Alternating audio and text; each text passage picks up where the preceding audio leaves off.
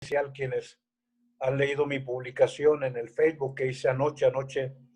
Pues tuve un poquito de tiempo y pude publicar mi reflexión para el día de hoy, sobre todo en un homenaje a mi papá, que de Dios goce, que efectivamente es mi Superman. Papá es mi héroe, mi ejemplo, un gigante sobre el que pude yo ver más allá que muchos más, gracias a ese amor y a esa entrega. Lo digo con orgullo cristiano porque así como en ocasiones también hay quien pueda decir una buena palabra de una monjita, de un sacerdote, yo reitero mi admiración por quienes cumplen con el sacramento del matrimonio, quienes como esposos, como padres, han sacado adelante a la familia.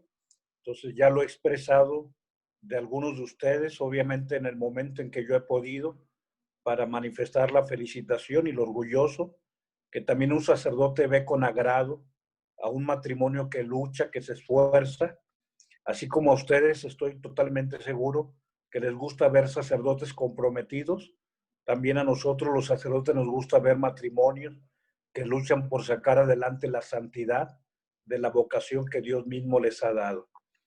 Hoy el tema gira en torno a la referencia a Oseas 6:6 que hace nuestro Señor en este texto del Evangelio de San Mateo. En la fiesta, te decía, de San Mateo Apóstol, pero concluye el Señor después de que llama a Mateo y después de que critican que él se junte con publicanos y pecadores. Él concluye citando Oseas 6:6. Vayan y aprendan lo que significa misericordia quiero, que no sacrificios. Y puse estas 4 fotografías en la primera diapositiva, sobre todo porque el Evangelio hoy nos habla acerca de la labor de aquellos que a veces nos convertimos en jueces de los demás y nos invita a que no juzguemos, a que no nos convirtamos en personas que desde nuestra diminuta percepción nos convertimos en temerarios jueces del hermano. Puse aquí a propósito el elemento religioso dentro de las cortes. La fotografía de arriba a la izquierda es la corte de la provincia de Santa Fe en Argentina. Y tú sabes que no es la única. En Colombia, en Guatemala, aún en Nicaragua con Daniel Ortega y todo lo que tú quieras y mandes, pero todavía en Guatemala, en Nicaragua, o sea, las cortes tienen un crucifijo en el, digamos, en el estrado de aquellos que emiten sentencia. Esto obviamente en España es muy fuerte, en Murcia, en Barcelona, o sea, tú puedes meterte a internet y ver las cortes donde está el crucifijo. Pongo el caso de los Estados Unidos en la fotografía de abajo de la izquierda, el presidente Barack Obama jurando ante doble Biblia, y si tú ubicas en el caso de Trump, hasta en 3 Biblias distintas. Lo digo en modo alguno provocando alguna actitud de burla, porque yo sería el que menos me burlaría de lo sagrado, pero sí yo como sacerdote cuestionaría, digamos, a veces el abuso de lo sagrado para darnos autoridad que no tenemos. En las 2 fotografías del extremo derecho es una fotografía de amplia y digamos, una fotografía con un acercamiento de la labor también de jueces que juran tomando, poniendo su mano, sus dedos en torno a la Sagrada Escritura, pero ahí aparece, como tú percibes, el crucifijo ahí. Vamos a hablar un poquito de esto, pero adelante. Vamos a ver el Evangelio, por favor, Fer. Te decía, hoy es la fiesta de San Mateo. Y hoy, en paz descanse mi papá, sería su cumpleaños. Serían ya 87 años de edad. Él nació en el año 1933. Fue cuando nació mi papá. Pero bien. En el nombre del Padre, del Hijo y del Espíritu Santo. Amén. Te damos gracias, Señor, por el regalo de esta mañana. Gracias por este día lunes. Gracias por esta semana, ya 25ª de estar aquí sirviéndote. Gracias, Señor, por el regalo del llamado y gracias porque nos da la perseverancia. Indícanos siempre el camino que hemos de seguir y permítenos a través de tu Espíritu tener esa luz para decidir siempre a beneficio de aquello que es bondadoso. Todo lo que es bueno brota de ti como de su fuente. Todo lo que es bueno tiende a ti como a su fin. Del Evangelio de San Mateo. Gloria a ti, Señor Jesús. En aquel tiempo vio Jesús al pasar un hombre llamado Mateo sentado al mostrador de los impuestos y le dijo, sígueme. Él se levantó y lo siguió. Y estando en la mesa en casa de Zaqueo, de Mateo, muchos publicanos y pecadores que habían acudido se sentaron con Jesús y sus discípulos. Los fariseos al verlo preguntaron a los discípulos, ¿cómo es que vuestro maestro come con publicanos y pecadores? Jesús lo oyó y dijo, no tiene necesidad de médicos los sanos, sino los enfermos. Andad, aprended lo que significa misericordia quiero y no sacrificios, que no he venido a llamar a los justos, sino a los pecadores. Palabra del Señor. Gloria a ti, Señor Jesús. Bien, muchas cosas podríamos hablar.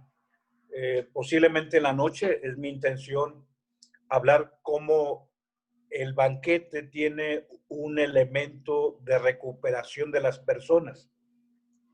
Ya lo veremos en la noche.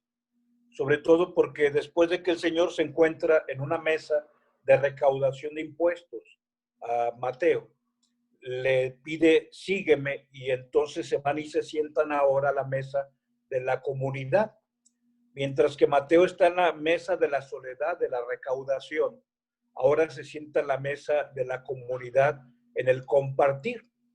Y bueno, el juicio brota porque el Señor se sienta con publicanos y con pecadores. Y lo que yo he subrayado junto con todo lo que he dado algún color es esa pregunta en azul. Digamos, los fariseos dicen, ¿cómo es que vuestro maestro come con publicanos y con pecadores? Digamos, están juzgando, están cuestionando, están esperando una respuesta. O sea, se hace una pregunta, se hace una indagatoria y se espera una respuesta.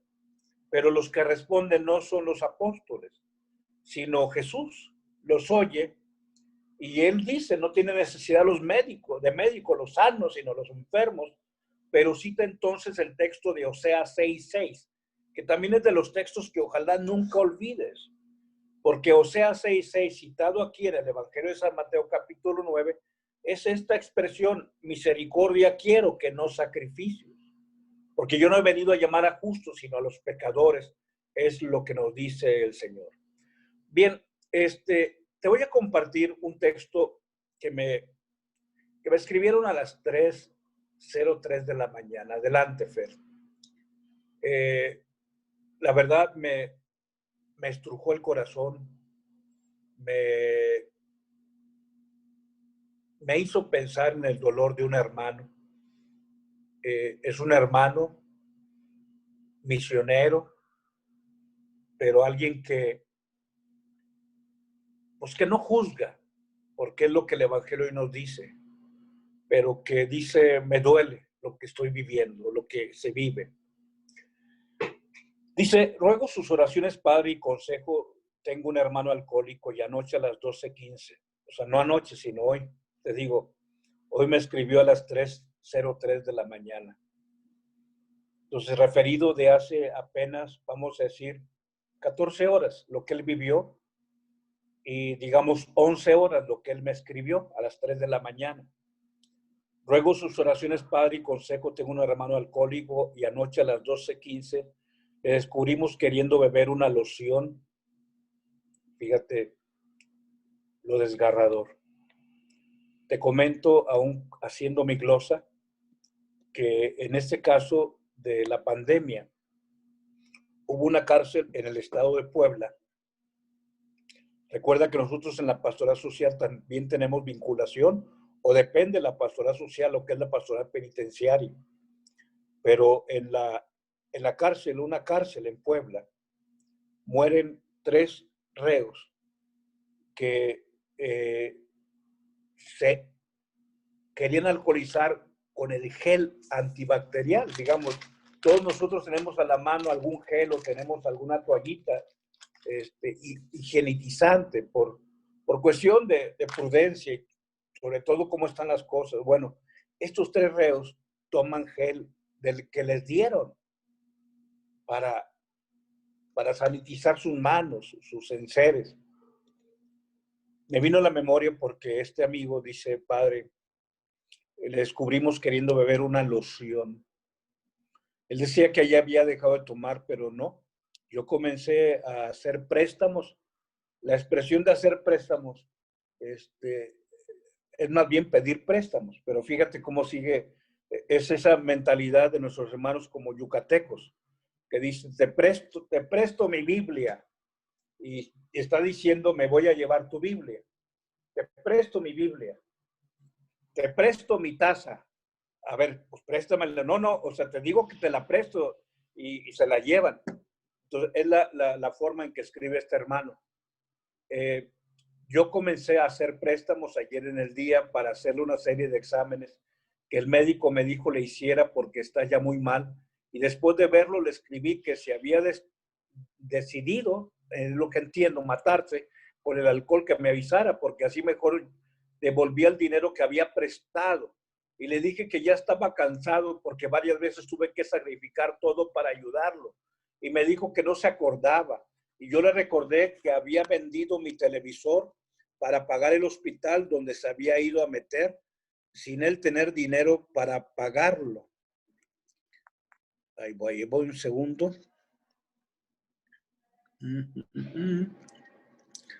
Muy bien. Y que todo mi tiempo de trabajo en una parroquia como misionero laico lo había usado para sacarlo de la cárcel. Yo le dije eso y presté dinero para hacerlo reaccionar, pero no sé si hice bien en reclamarle, padre. La mera verdad, me siento mal por él, porque quisiera que tuviera una vida digna, feliz con su familia. Tiene 3 hijos y uno adoptado, y me preocupan mis sobrinos. Por último, le he pedido a Dios que salve su alma, porque lo veo muy hinchado y el doctor dice que puede ser hepatitis o cirrosis, o que se activó una úlcera en su estómago. Te digo, me conmovió al leerlo hoy por la mañana cuando ya me desperté. Y pensaba en este hermano, un misionero, que le duele ver a su hermano. Y él dice, es que me duele lo que le dije. O sea, tiene una situación de conciencia, sobre todo porque se siente mal si le dijo cosas malas a su hermano, pero dice, quiero que se salve su alma, padre. Y quiero que, ojalá que valorara a sus 3 hijos y un hijo adoptado. Mi hermano tiene un corazón bueno, tiene 3 hijos y un hijo adoptado que valora a su familia.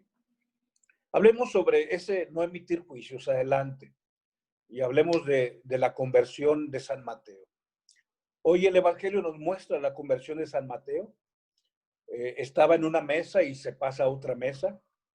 Estaba en la mesa de la recaudación de impuestos, es un publicano. Recuerda que la palabra publicano era el nombre que se le daba al recaudador de impuestos. Se levanta de ahí para seguir al maestro. Y bueno, el Señor en el texto, cuando preguntan por qué su maestro come con escribas y con publicanos y pecadores, el Señor, bueno, contesta que no son los sanos, sino los enfermos, que no ha venido por los justos, sino por los pecadores. Y él dice, vayan y entiendan lo que significa misericordia, que no sacrificio. Y entonces, bueno, nos invita a que no seamos jueces de los demás. Y en ese sentido, hablar de jueces y hablar de juicios. Y hoy es lo que quería compartirte con las fotografías que te compartí al principio de la presentación. Aún con esta situación secular y de laicismo en el mundo, en el Estado, en las naciones, es frecuente todavía que en las salas donde se dictamina la justicia se presida o esté presidida por un crucifijo, o que los testigos, como ya lo hemos visto y como sabemos que acontece en varios países, juran decir la verdad poniendo la mano en la Sagrada Escritura.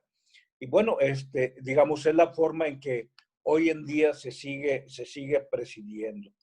No obstante, adelante persiste, digámoslo así, esto como si fuera una vaga religiosidad, como un fruto de la cultura en la que ha nacido nuestro pueblo, nuestros pueblos, una vaga religiosidad que envuelve la escena, sobre todo tratando, o sea, ¿qué es lo que quieren decir?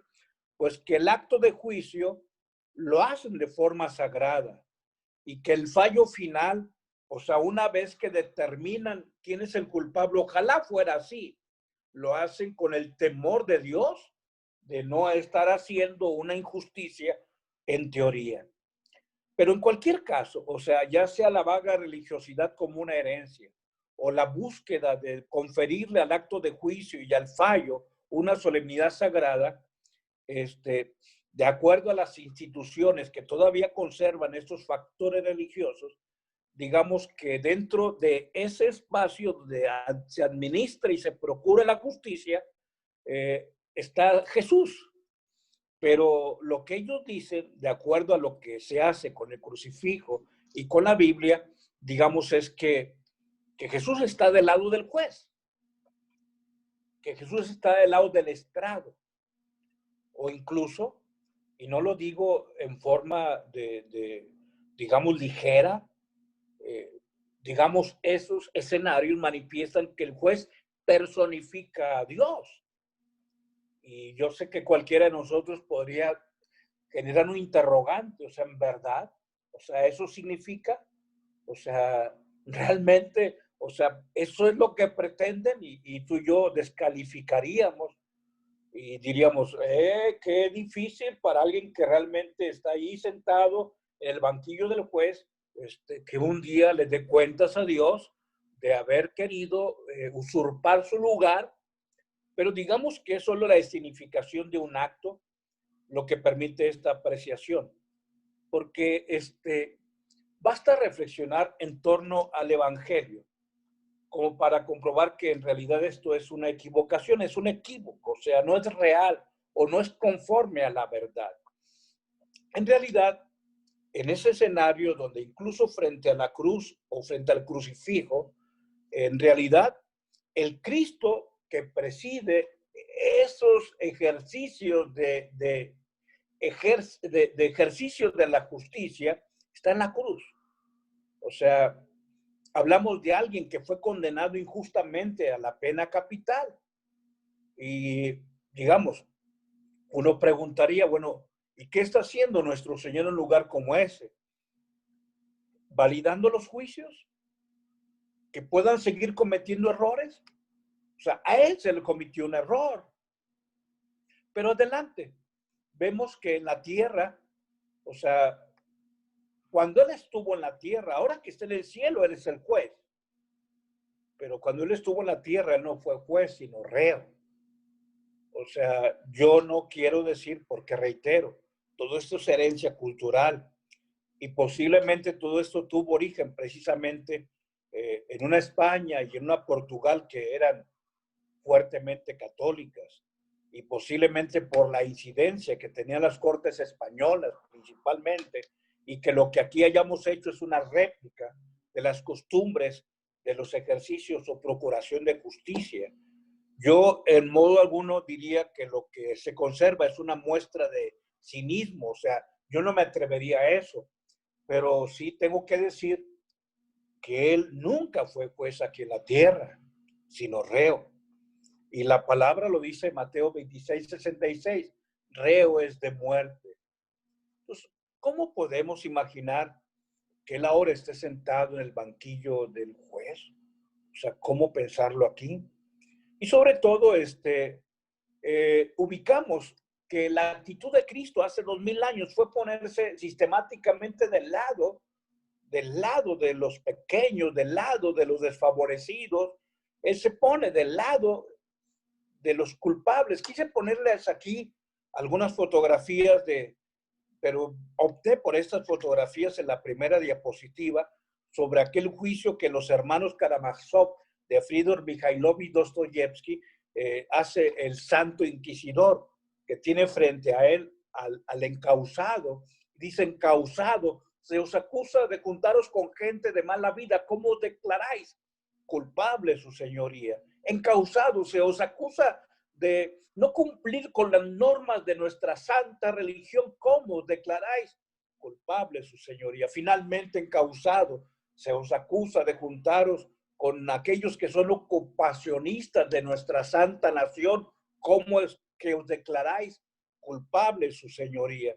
Y el juez, en la parte donde le toca al juez, mirando al reo o al que es encausado, le dice: encausado, ¿cómo es que os llamáis? Y en la novela de los hermanos Karamazov, el encausado levanta la mirada y dice: Jesucristo, su señoría. Sí, sabemos que el Señor está del lado de los que son juzgados. No es que apruebe la conducta de quien ha delinquido, pero digamos que él simple y sencillamente no quiso pasar como juez. O sea, juzgar la conducta sería ser juez. Digamos que él no está contra la justicia humana, pero tampoco está a favor. O sea, Jesús está sobre la justicia humana, en un plano totalmente distinta. ¿Te acuerdas? Vamos a una escena que conoces del Evangelio, el capítulo 8 de San Juan adelante, la mujer adúltera, que la llevan en pellones, que la avientan y cae a los pies de nuestro Señor. Y maestro, esta mujer ha sido sorprendida en flagrante de adulterio. Según la ley de Moisés, esta mujer debe de morir. ¿Tú qué opinas sobre esto? ¿Tú qué dices? Le tendieron una trampa. Si dices sí, pierdes. Si dices no, pierdes. Si dices sí, ganamos nosotros.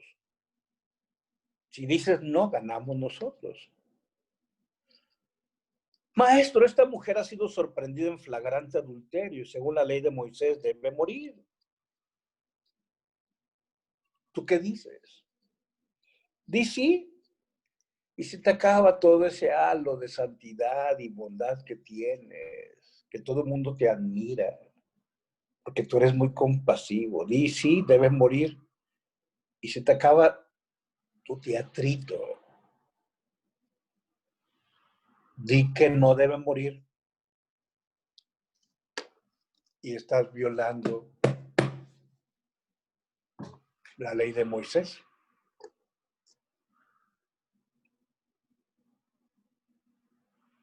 Di sí y pierdes.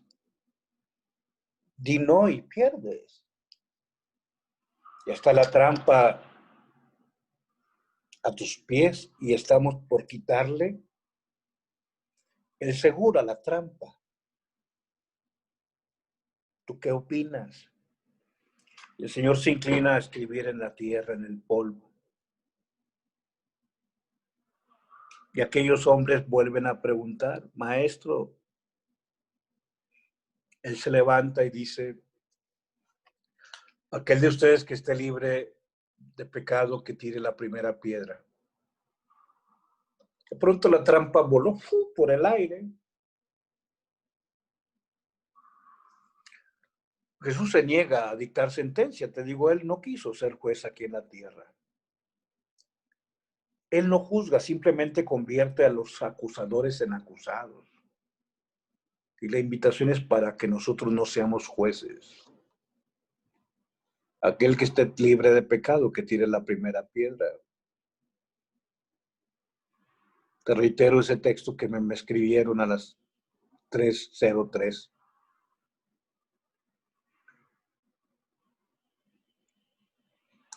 Padre, dime, a lo mejor hice mal porque le hablé mal a mi hermano. Pero yo quiero que se recupere su familia. Tiene 3 hijos y uno adoptado.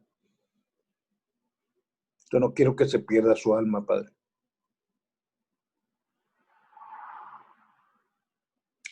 Cristo está por encima de la justicia humana. y al mismo tiempo quiso someterse a la justicia humana, indefenso, desarmado, como aquella vez ante el Sanedrín. Como siempre que es juzgado a alguien, sea inocente o culpable, él está ahí en la cárcel. Estuve en la cárcel y fueron a verme. Pero aquí la pregunta para ti, para mí, sobre todo adelante, cuando te compartí lo que me escribieron en la mañana, yo me pregunto y quiero que tú en ese momento de oración y de reflexión te preguntes, ¿quién no ha juzgado a su hermano? Y por ello quizá en esa imaginación, que también es válido hacerla, porque la lección divina no es más que un ejercicio de las facultades espirituales que Dios nos dio para recrear la escena. Por eso, quizá con mucha imaginación, cuando le preguntaban, según la ley de Moisés debe morir, ¿tú qué dices? Y en mi imaginación quizá decía que ellos pensaban, a ver, di sí, y se te acaba tu teatrito, o sea, tú, todo el mundo te admira. Ahora me traslado al momento en que termina esa escena y Jesús que llega a cenar con sus discípulos. Y los discípulos diciendo, oye, Pedro, ¿te fijaste cómo aquel sinvergüenza, sí, el fariseo, ese hipócrita, de pulcro blanqueado, como dijo nuestro Señor, raza de víboras? ¿Te fijaste cómo tiró la piedra? Ándele, papito, se creía mucho. Sí, sí. Y el otro, oye, Simón, el otro, ¿te acuerdas? Sí, que se siente muy santurrón. O sea, sí, se cree que es el mero mero porque dice que él conoce toda la Biblia y nosotros no, que somos del norte. Y dicen que nosotros somos unos ignorantes. ¿Te fijaste cómo? Las patas, se fue rápido. Y bueno, el Señor llega y escucha los comentarios. Te digo, es mi imaginación, hablando sobre aquellos que han escuchado, que tienen la primera piedra contra ella, quien no tenga pecado, que nunca haya adulterado en su corazón. Pero ahora Jesús mirando a sus discípulos que platican la escena, les dice que tire la primera piedra contra esos jueces, aquel que nunca haya juzgado a su hermano.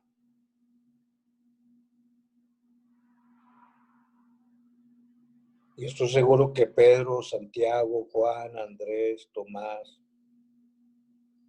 Santiago el de Alfeo, Bartolomé, llamado Natanael, Judas, Simón, admitieron que en algún momento también tú y yo hemos juzgado. Adelante, ya vamos concluyendo. Ruego sus oraciones, Padre, y consejo. Tengo un hermano alcohólico y anoche a las 12:15 lo descubrimos queriendo beber una loción. Él decía que ya había dejado de tomar, pero no. Yo comencé a hacer préstamos ayer en el día para hacerle una serie de exámenes que el médico me dijo le hiciera porque está ya muy mal. Y después de verlo le escribí que si había decidido matarse con el alcohol, que me avisara, porque así mejor devolvía el dinero que había prestado. Y le dije que y ya estaba cansado porque varias veces tuve que sacrificar todo para ayudarlo.